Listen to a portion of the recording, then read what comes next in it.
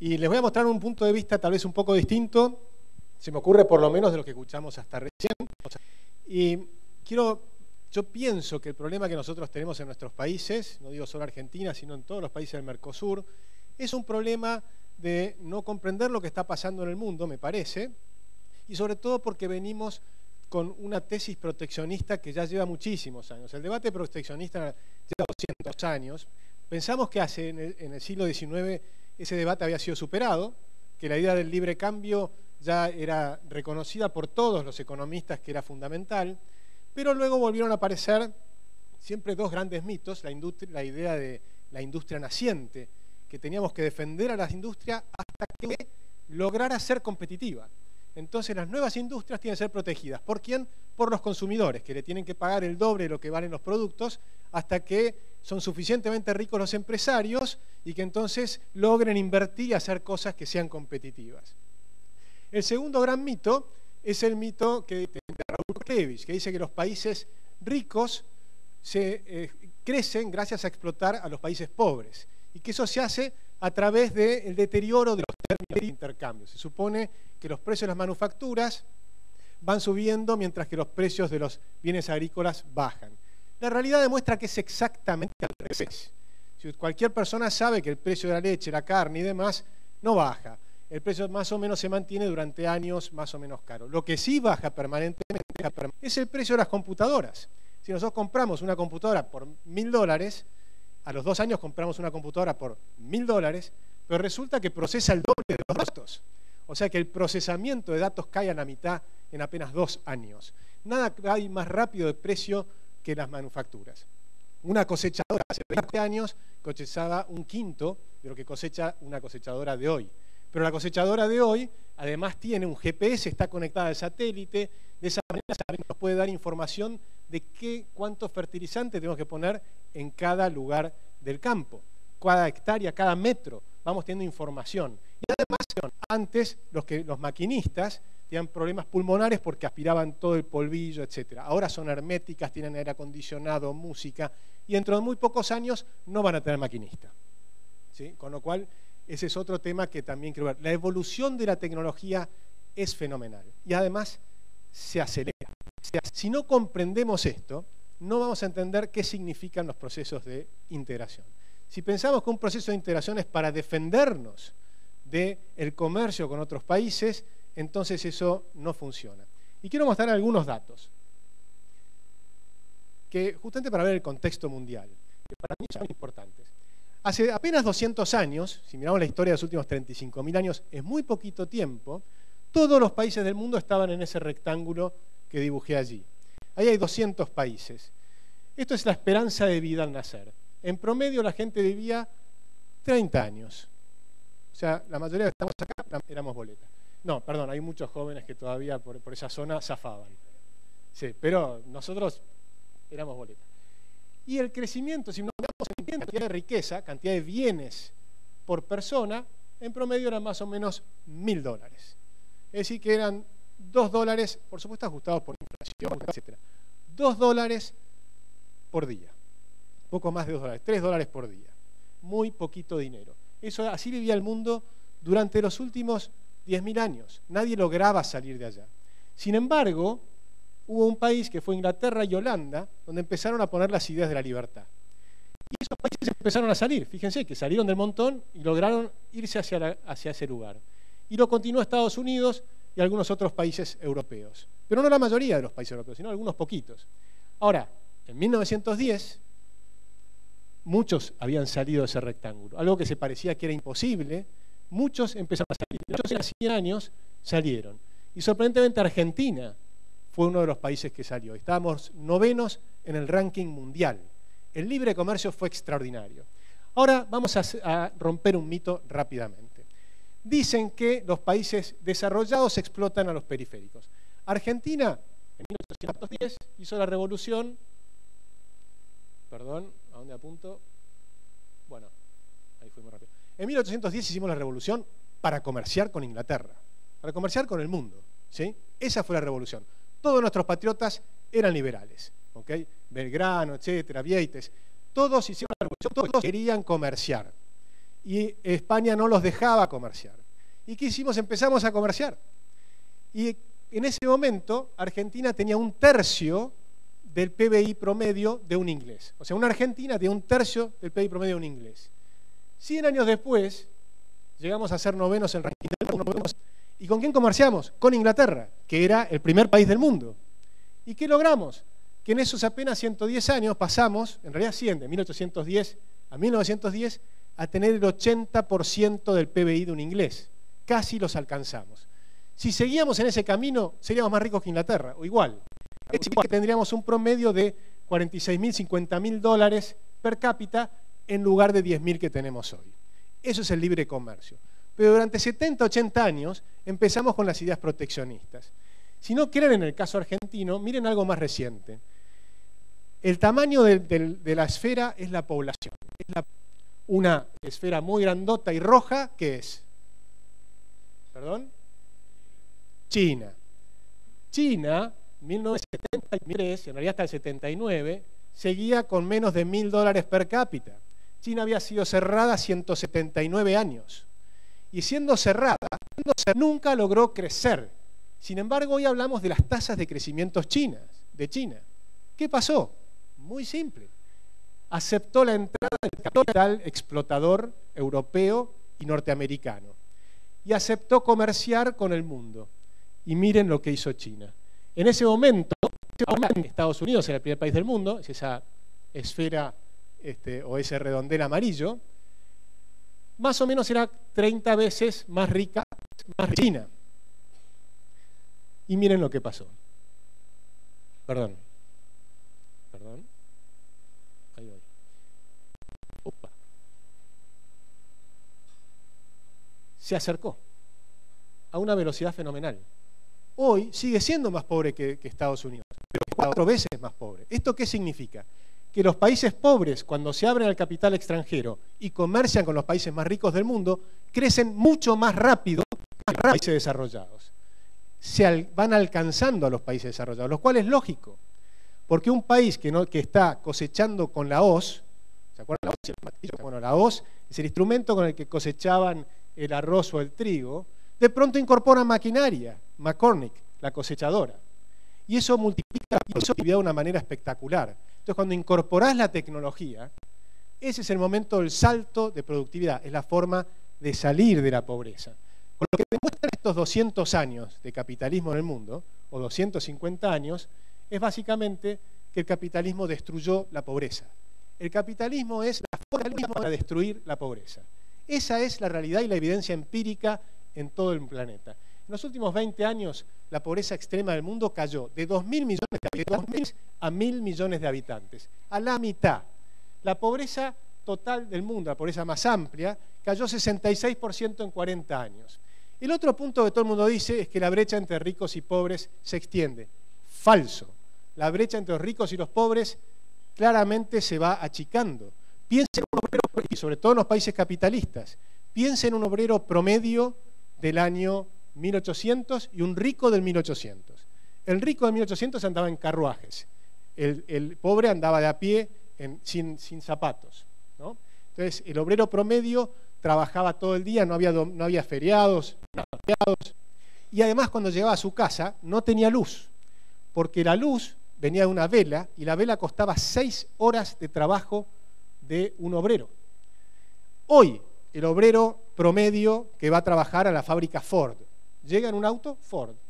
Y sí, el gerente o el dueño de la empresa llegará en otro auto Ford de mejor categoría, pero van los dos en auto, ¿sí? Llega a su casa y en su casa tiene aire acondicionado, tiene televisor, tiene lavarropas, tiene salud equivalente a la de la otra persona, la esperanza de vida es prácticamente la misma, el promedio de esperanza de vida ya no son 30 años, en Estados Unidos viven 80 años en promedio, y no es que hay un rico que vive 10.000 años y los pobres siguen viviendo 30, no, todos mejoraron y viven 80 años. Es decir que la evolución fue fenomenal, se lavan los dientes con el mismo cepillo de dientes, antes no había cepillo de dientes, y con la misma pasta dental que tiene flúor para no tener caries, antes les caían los dientes, ¿sí? Entonces empecemos a entender lo que ha pasado en el mundo. Se frenaron 10.000 enfermedades, 10.000 enfermedades no existen más, han sido controladas por las vacunaciones. Y las vacunaciones no es que se vacunan a los ricos y a los pobres no. Se vacunan a todos, entre otras cosas, porque si vacunas solo a los ricos no sirve, tenés que vacunar a la población entera. Esto empezó hace 200 años, es muy reciente en la historia del mundo, pero el impacto es fenomenal. Y esto no terminó. Fíjense, 1975, esa es la distribución del ingreso a nivel mundial. En 1975 todavía había como 2 jorobas. Mucha gente pobre vivía con $1 por día, prácticamente igual que se vivía hace 200 años atrás. Y los ricos, hay como 2 jorobas, en promedio 11, 20 veces más. Por supuesto, hay alguno que tendría 100 veces más. Pero ese uno que tiene 100 veces más no es lo que importa. Lo que importa son las enormes cantidades de personas. Miren lo que pasó. En apenas 39 años no hay 2 jorobas, hay una sola. La gente que vive con menos de $1, que son los realmente pobres, fíjense la zona blanca. Esto es la reducción de la pobreza extrema en el mundo. Es decir, esos son los 1.000 millones de personas que salieron de la pobreza. Salieron, por ejemplo, en China. 600 millones de ellos fueron en China. Se redujo la pobreza porque China creció a tasas capitalistas. Introdujo el capitalismo, creció a tasas capitalistas. Entonces, cuando miramos eso, observamos que ya hay una sola joroba. Este es el achatamiento de las diferencias entre los ricos y los pobres. Esta es la verdad. Si uno toma nada más que un dato ahí, que por ahí le da que una persona gana 40.000 millones de dólares, que es Bill Gates, ¿y a mí qué me importa? Lo que me importa es que acá, la gran mayoría de la gente, la inmensa mayoría, hoy tiene $9, contra $9 se multiplicó por 9, la riqueza real, sin inflación, ajustado por inflación, en apenas 40 años. La historia de éxito del capitalismo es fenomenal. Entonces, no entenderlo es una lástima. La desnutrición en el mundo baja. La mortalidad infantil se destruyó en todo el mundo. Incluso en África ha bajado mucho, también. Y esto recién empieza. Ahora se acelera. Y se acelera a una velocidad extraordinaria. Y lo que vamos a ver, alguien me va a controlar el tiempo, ¿no? Porque yo me entusiasmo. La aceleración de la tecnología va a ser, ya es fenomenal, lo que pasa es que no nos damos cuenta. Todos tenemos un celular en el bolsillo y no entendemos lo que esto significa. Este aparatito tiene mayor capacidad de comunicación entre todos los hombres del mundo que la que tenía Bill Clinton cuando era presidente de los Estados Unidos. Tiene acceso a la información más grande que la que tenía Bill Clinton cuando era presidente de los Estados Unidos. Es decir, que acercó a una persona, que yo recorro muchas veces las villas y ves cantidad de gente que tiene celulares, en muchísimos lugares de América Latina, no solo en Argentina, todos están con celulares, tienen capacidad de comunicación fenomenal, equivalente a la que tenía el presidente de los Estados Unidos hace apenas 15 años atrás. Entonces, cuando dicen que no se cierra la brecha, no se cierra a los pobres, es falso. La tecnología cierra la brecha, ¿no? Y acuérdense cómo fue. Primero la tecnología es muy cara, tenía esos aparatos que solo tenían los ricos, que funcionaban muy mal, eran carísimos y solo te servían para hablar con algunas personas. O el tele, o el fax. ¿Se acuerdan del fax? Solamente te podías comunicar, solamente te podías fax. Tecnología del siglo pasado. Y esa tecnología, primero es cara e ineficiente, y la pagan los ricos. Luego termina siendo cada vez más eficiente y más barata, hasta que es muy barata y ultra eficiente. Y eso es lo que pasa en todos los productos tecnológicos y cada vez a una velocidad mayor. Ahora, ¿qué es lo que se viene? Esto es la luz. Un obrero necesitaba 6 horas de trabajo, perdón, me equivoqué, 6 horas de trabajo en 1800 para comprar una hora de luz. En el año 97, en Estados Unidos, ya le costaba medio segundo. Yo calculo que ahora en Argentina le cuesta medio segundo de trabajo la misma hora de luz. Hoy, ya antes los pobres vivían en tinieblas. Trabajabas de día y de noche ibas a tu casa y no podías tener luz. Y por supuesto no había ni televisión, ni radio, ni nada que se te ocurra. Entonces vivían en tinieblas y ni siquiera tenían calefacción. Y por eso se morían fenomenalmente.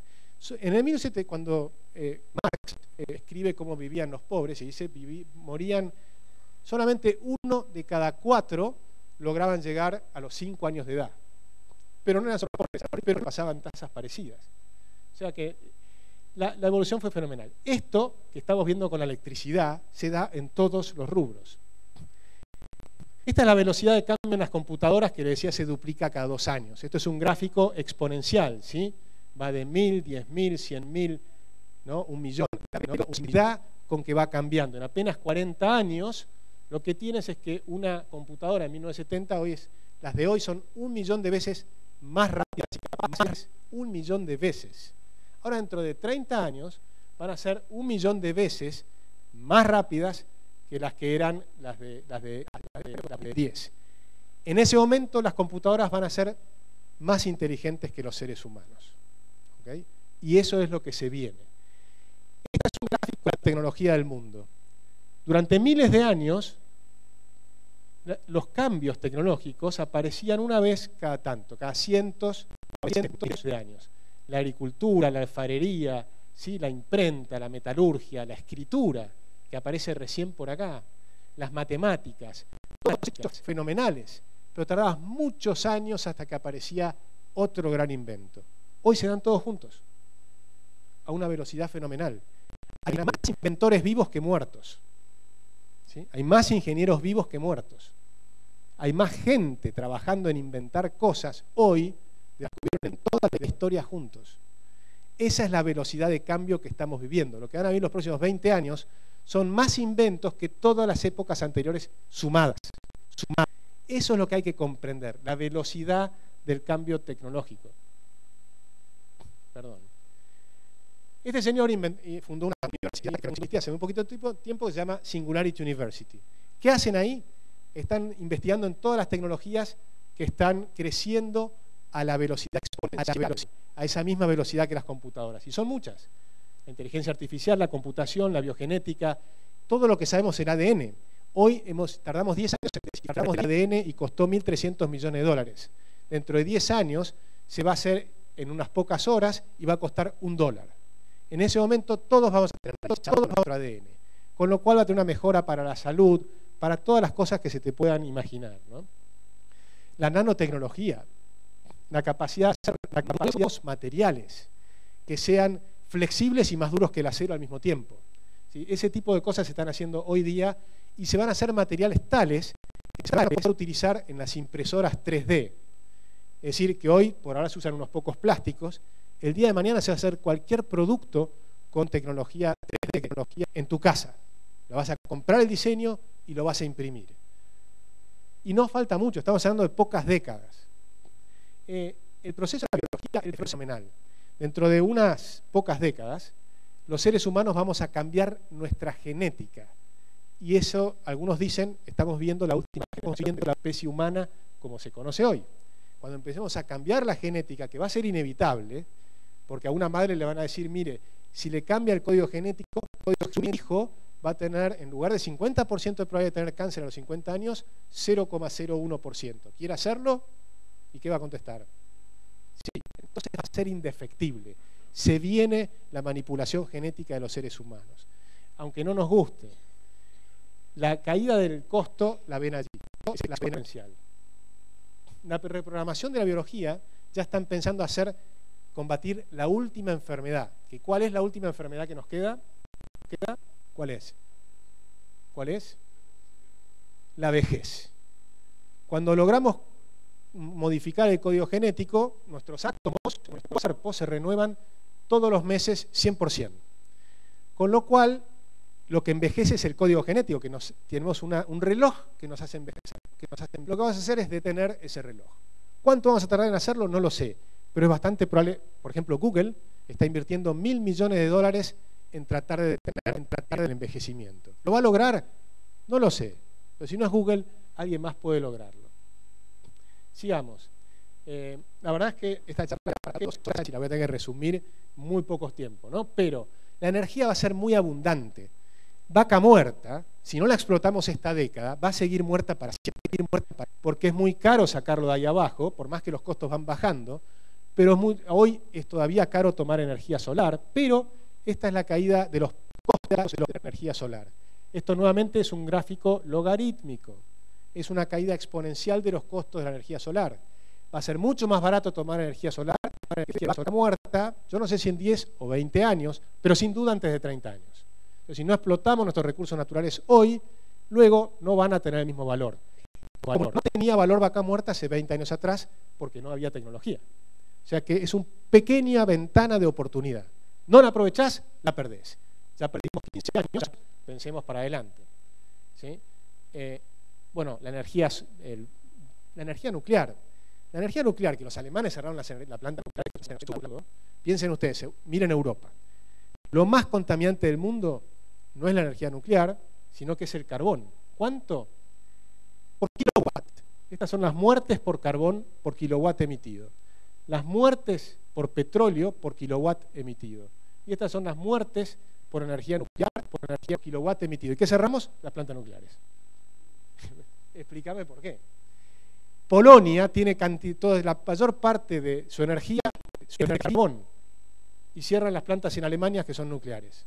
Pues por lo menos déjenlas abiertas y vendan energía a Polonia y cierren las plantas de carbón de Polonia. En fin, todas estas cosas hay que tratar de entender lo que está pasando. Dentro de 20 años va a haber una abundancia. En la vez anterior se dijo que va a haber un problema de agua. No es así, va a haber abundancia de agua. Hay inventos que van a permitir que el agua sucia pase a ser potable a un costo razonable. Pero dentro de 20 años el costo va a ser despreciable. Con lo cual, fíjense lo que es el aumento de las cosechas biogenéticas. Hay discusión si se usa o no se usa. Olvídense, no hay discusión. Ya son 150 millones de 150 áreas. Es decir, es imposible alimentar al mundo sin la biogenética. Es imposible. ¿Qué quieren? ¿Que mueran 2.000, 3.000 millones de personas? No hay discusión. Estamos alimentando con biogenética. Esto es un edificio de Corea. 50 de estos edificios alcanzan para alimentar a la ciudad de Nueva York.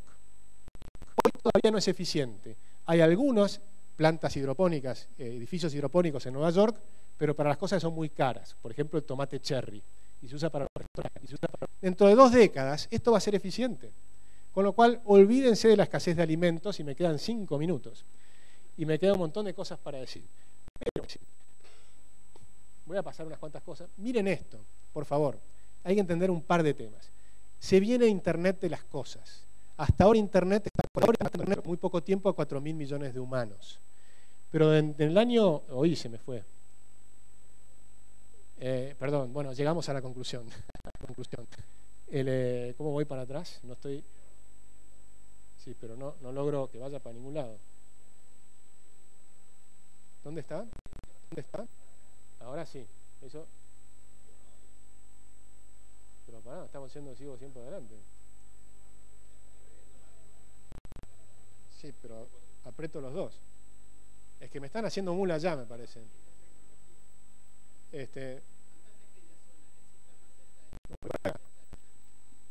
Pero no me funciona. ¿Dónde está?